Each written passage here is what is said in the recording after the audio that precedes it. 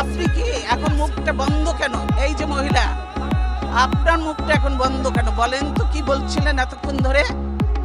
মুখটা বন্ধ কেন এখন? দেশ কোথায়? গোপালী? গোপালগঞ্জ জেলার নামই বদলিয়ে যাবে, বুঝছেন? গোপালগঞ্জ আর থাকবে না। আল্লাহর গজব করবে আপনারা যা শুরু করে দিয়েছেন। কতগুলো আলেমকে হত্যা করেছেন, এতিমকে হত্যা করেছেন, কতগুলো বিডিআর অফিসারকে হত্যা করেছেন। সেদিন কি কোথায় ছিল হাসিনা? সেদিন হাসিনা কোথায় ছিল? এতগুলো অফিসারকে মারলো, 57 জন অফিসারকে হত্যা করলো।